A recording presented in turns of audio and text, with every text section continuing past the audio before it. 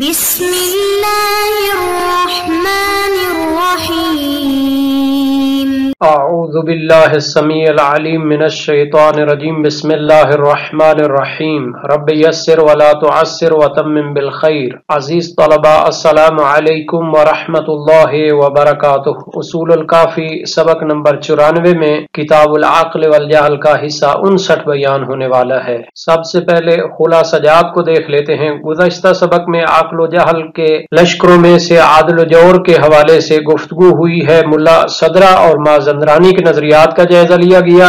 اس درس میں جناب امام خمینی کی نظر میں عدل و جور کا مفہوم اور عدل و جور کی اخلاقی تحلیل اور تحصیل فضیلت عدالت اور اس کے مراحل ذکر ہونے والے ہیں۔ جناب امام خمینی نے اپنی کتاب جنود عقل و جہل میں 3 فصلوں میں عدل و جور کے حوالے سے گفتگو فرمائی ہے۔ پہلی فصل میں عدل و جور کی تعریف اور مفہوم کے حوالے سے بیان کرتے ہیں۔ افراط و تفرید کے درمیان حد وسط کو عدالت کہتے ہیں، اور یہ تمام فضائل اخلاقی بلکہ تمام فضائل باطنی، ظاہری، روحی، قلبی، نفسی، جسمانی کا مجموعہ ہے اور ان کی اساس ہے، کیونکہ عدل مطلق یہ تمام میدانوں میں مستقیم اور اعتدال ہوتی ہے۔ حتیٰ اسماء و صفات الہی کے تجلی میں بھی اس چیز کو دیکھا جا سکتا ہے۔ اللہ تعالی نے فرمایا ما من دابۃ الا هو آخذ بناصیتها ان ربی علی صراط مستقیم، یعنی اللہ تعالی کے اسماء اور صفات کی تجلی وہ بھی کیا ہے، صراط مستقیم پر ہے۔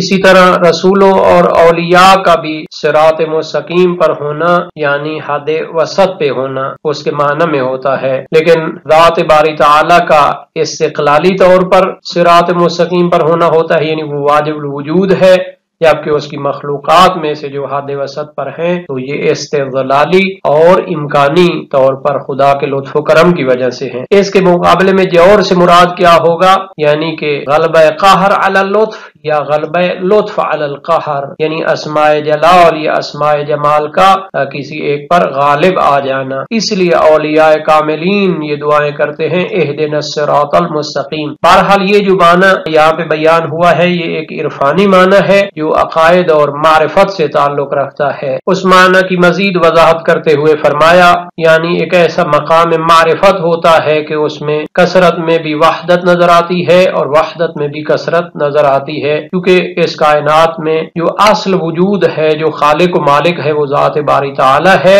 اور اس کی جو مخلوقات ہیں وہ اس کی محتاج ہیں اور اس کی طرف فقیر ہیں۔ تو یہ جو معرفت حاصل ہوتی ہے یہ کامل اولیاء کو حاصل ہوتی ہے، اور افراط و تفریط اس میں نہیں پائی جاتی۔ تو افراط و تفریط اس میں کیا ہوتی ہے، یعنی مخلوق کے ذریعے ذات حق سے غافل ہو جانا یا ذات حق کے ذریعے اس کی مخلوقات سے غافل ہو جانا اور اپنی ذمہ داریوں کو نہ سمجھنا۔ تو عقائد کے معاملے میں اور حقائق ایمانیہ کے معاملے میں بھی عدالت کا معنی یہ ہے کہ یعنی حقائق وجودیہ کو اس طرح درک کرنا جس طرح وہ حقیقت میں موجود ہیں۔ اسی طرح اخلاقیات میں بھی اس کا معنی ہوگا کہ قوائے ثلاث کو انسان اعتدال میں رکھے۔ انسان کے اندر 3 قسم کی قوا پائی جاتی ہیں اس کی قوت عاقلہ کے علاوہ۔ ایک قوت واہمہ ہوتی ہے جس کو قوت شیطانیہ بھی کہتے ہیں، اور یہ انسان کے ساتھ ہمیشہ ہوتی ہے، اس کے ذریعے وہ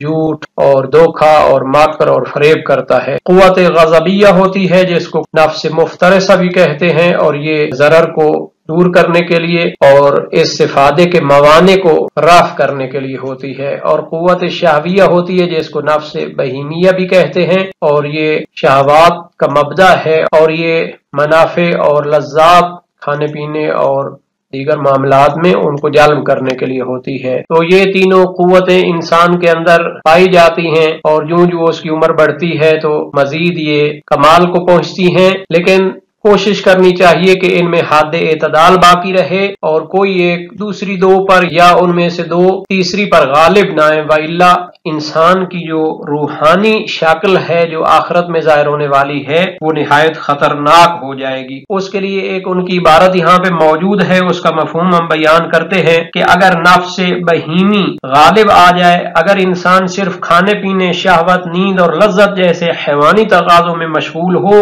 تو اس کی باطنی حقیقت بہائم کی صورت اختیار کر لیتی ہے۔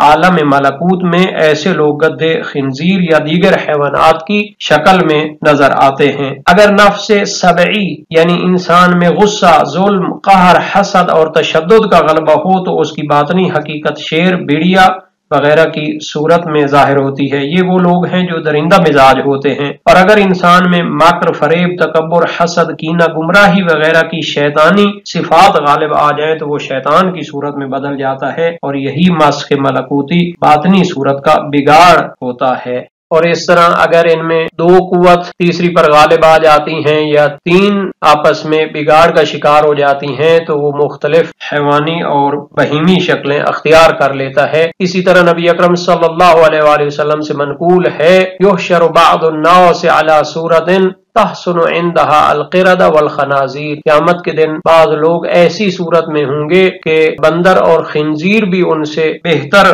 महसूस होंगे। तो इन तीन कुव्वतों में अगर इफरात होता है तो ये मकाम इंसानियत को फासिद कर देती हैं, और इसी तरह अगर इनमें तफरीत होती है तो भी ये इंसानियत को फासिद कर देती हैं और रज़ाइल और मुख्तलिफ बुरे अखलाक को जन्म देती हैं। तो इंसान को कोशिश करनी चाहिए कि वो इन कुवा को एतदाल में रखे। इस मुकदमा की रोशनी में अदालत की तारीफ फरमाना चाहते हैं कि अदालत वो इफरात व तफरीत के दरमियान और गुलूब व तकसीर के दरमियान हद वसत होती है, राह एतदाल होती है। यानी फजाइल इंसानी में इंसान को हद एतदाल में रहना चाहिए। इसलिए मशहूर फलसफी अरस्तु ने फरमाया, इन्नल अदालता लैसत जुज़अन मिनल फजीलती बल हिया कुल्लल फदाइल वल जौरु अलल अक्स लैसा जुज़अन मिनर रज़ीलती बल हुआ कुल्लुर रज़ाइल। अदालत फजीलत का एक जुज़ नहीं है बल्कि तमाम फजाइल का मजमुआ है, और उसके मुकाबले में जुल्म व जौर ये रजीलत का एक जुज नहीं है बल्कि ये तमाम रज़ाइल का मजमुआ है। फासले दुवम में अदालत और जौर के हवाले से कुतुब अखलाकी की तहलील पेश करना चाहते हैं। फरमाया, हुक्मा का नजरिया है कि तमाम अजनास फजाइल चार हैं, हिकमत, शुजाअत, इफ़्फ़त और अदालत। इसको इस तरह तकसीम किया जाता है कि इंसानी नफ्स की दो कुव्वतें होती हैं, कुव्वत इदराक और कुव्वत तहरीक। इन दोनों के दो दो शोबे होते हैं। तो कुव्वत इदराक के दो शोबे हैं, आकल नजरी और आकल अमली। कुव्वत तहरीक के भी दो शोबे हैं, कुव्वत दफ़ और कुव्वत जज़्ब। इन सब में अगर एतदाल रहे तो फिर ये अदालत होती है, और अगर इनमें इफरात व तफरीत आ जाए तो फिर वो रजीलत बन जाती है। तो इनमें से हिकमत और दानाई कुव्वत नजरी में तादील होती है, एतदाल होता है। अदालत कुव्वत अमली में एतदाल होता है, और शजाअत ये कुव्वत गज़बिया में एतदाल और इफ़्फ़त कुव्वत शाहविया में एतदाल को कहते हैं। और अदालत का एक दूसरा इतलाक भी है जो पहले इतलाक से वसी है, और वो क्या होता है, तमाम क़ुव्वाए बातनी, ज़ाहिरी, रूही और नफ्सी का एतदाल। इस हवाले से ही जनाब अरस्तु ने उसकी तारीफ की थी कि वो तमाम फजाइल का मजमुआ होती है। और इसी हवाले से जौर के भी दो इतलाक हैं, एक अदालत के पहले खास माने के हवाले से जो उसके मुकाबिल में हो, और दूसरा उसके आम माने के मुकाबले में हो। और इसी माने में जनाब अरस्तु ने उसको तमाम रज़ाइल का मजमुआ करार दिया है। बहरहाल अदालत क्या होती है, इफरात और तफरीत के दरमियान हद वसत को कहते हैं। बस एक इंसान कामिल अपनी जिंदगी में जो कमाल की राह को तय करता है तो वो अदालत पर कायम होता है, खाते मुस्तकीम पे चलता है। कुरान और सुन्नत में इस माना की तरफ इशारे मौजूद हैं। तो इंसान को नमाज के अंदर भी सिरात मुस्तकीम की हिदायत को तलब करने का हुक्म दिया गया है, और रिवायात में भी है, अदक्कु मिनश्शारे व अहद मिनस्सैफ, ये बाल से ज्यादा बारीक और तलवार से ज्यादा तेज है। तो हद एतदाल पर कायम रहना। इसी तरह नबी अकरम सल्लल्लाहु अलैहि वसल्लम से मनकूल है, जनाब जाबिर बिन अब्दुल्ला अंसारी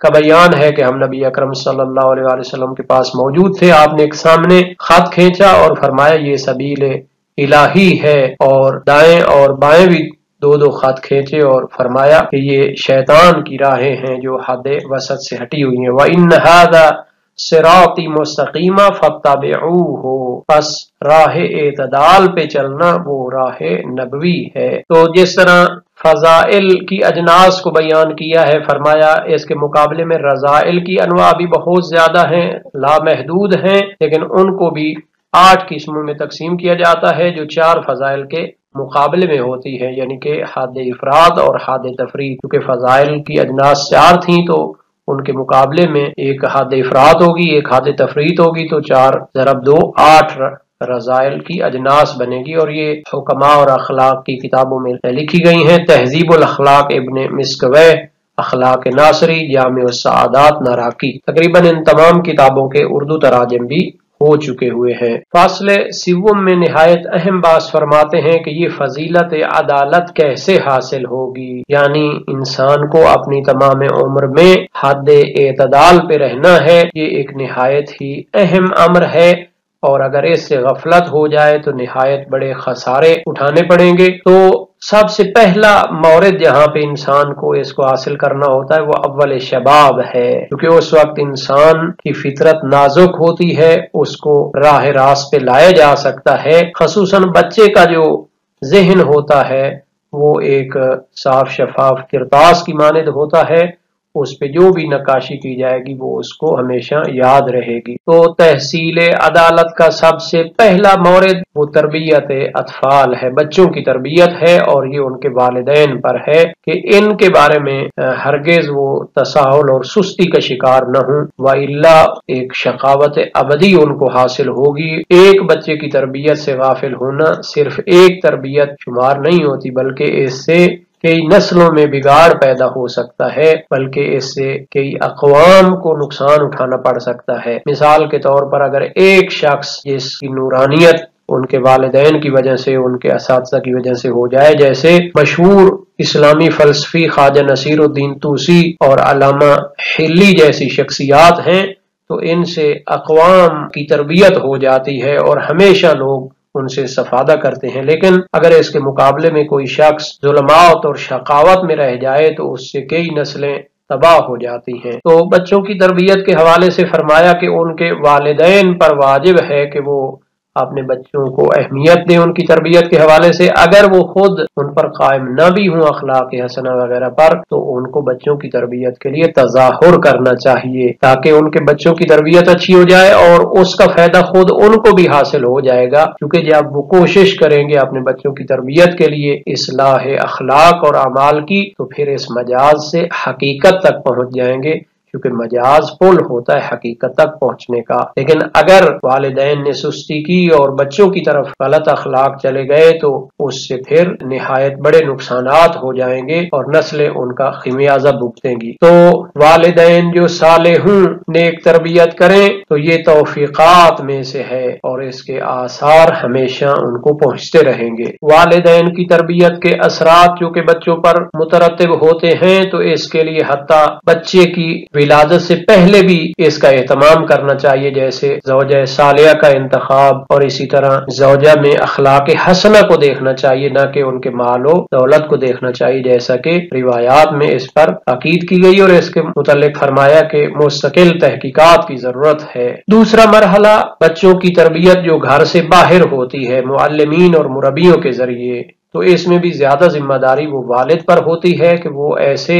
معلم کا انتخاب کرے جو صالح عقائد اور اخلاق پر مشتمل ہو، اور اس کے ذریعے جو تربیت ہوگی تو اس کے اثرات بہت دیر پا ہوں گے. جب انسان جوانی کی عمر کو پہنچتا ہے تو یہ بھی تربیت کے حوالے سے نہایت اہم درجہ ہوتا ہے اور استقلال فکری حاصل ہو رہی ہوتی ہے. نوجوانی یا جوانی اس کو کہتے ہیں. اس وقت انسان چونکہ بلوغ کے قریب ہوتا ہے، خود اس کو کوشش کرنی چاہیے سعادت کو حاصل کرے اور اس پر قائم ہو، اخلاق حسنہ کو اختیار کرے. چونکہ انسان اس عمر میں جو اچھے اخلاق اختیار کرے گا تو ساری زندگی اس کو ان کا ثمرہ حاصل ہوگا، اور اگر برے اخلاق وغیرہ اس میں ہیں تو ان کو اکھاڑ پھینکنے کی کوشش کرے، چونکہ اس عمر میں برے اخلاق کو ختم کرنا نہایت ہی آسان ہوتا ہے. اور اس کی مثال ایک درخت کے ذریعے دی ہے. ایک چھوٹا درخت ہے تو اس کو اکھاڑنا آسان ہوتا ہے، لیکن اگر ایک بڑا درخت ہو جائے، اس کی جڑیں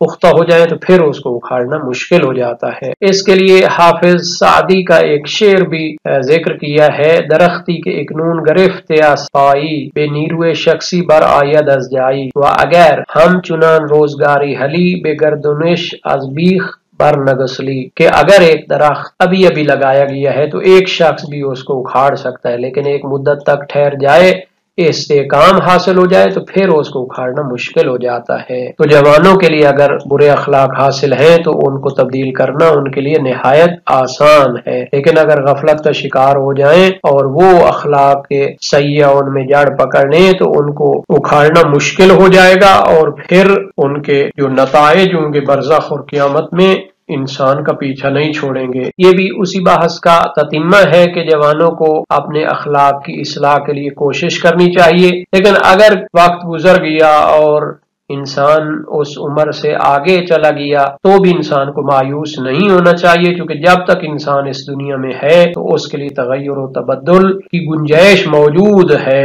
اگرچہ مشکل ہوگی لیکن بہرحال مرنے سے پہلے توبہ اور اصلاح کی گنجائش ہوتی ہے۔ اگر بڑھاپے کی عمر کو چلا جائے اور اس میں برائی موجود ہو تو گنجائش ہے، امکان ہے، لیکن مشکلات ہوں گی، لیکن اس کو ابدی سعادت کی خاطر اصلاح کی کوشش سے پیچھے نہیں ہٹنا چاہیے اور مشکل سے مشکل کو سر کرنے کی کوشش کرنی چاہیے تاکہ آخرت کی سعادت کو پہنچ جائے۔ لیکن اگر انسان اسی سیاح اخلاق کی حالت میں مر جاتا ہے تو پھر اس کے لیے تاریکیاں اور قبر کا عذاب اور مختلف مراحل عذاب ہوں گے۔ القبر اما روضۃ من ریاض الجنہ او حفرۃ من حفران النیران، انسان کی قبر یا تو جنت کے باغوں میں سے ایک باغ ہوگی یا جہنم کی گڑھے میں سے ایک گڑھا ہوگی۔ اس طرح امام صادق علیہ السلام سے بھی منقول ہے کہ کافر پر قبر میں 99 سانپ مسلط کیے جاتے ہیں کہ اگر ان میں سے ایک سانپ بھی زمین میں پھونک دے تو یہ سارا سبزہ ختم ہو جائے۔ اہل معرفت ان چیزوں کو سمجھتے ہیں کہ یہ انسان کے اخلاق کے مضمون ہوتے ہیں جو ادھر تجسیم ہو جاتی ہے ان کی، جو مجسم ہو جاتے ہیں اور پیکر کی صورت میں آ جاتے ہیں۔ آج کے سبق کا خلاصہ دیکھ لیتے ہیں۔ عدل و جور کے حوالے سے امام خمینی کے نظریے کو تفصیل کے ساتھ پیش کیا گیا ہے۔ درس کے متعلق تمرینی سوالات کو بھی دیکھ لیتے ہیں اور اللہ تعالیٰ سے دعا کرتے ہیں کہ ہمیں قرآن اور سنت کو سمجھنے اور ان پر عمل کرنے کی توفیق عطا فرمائے۔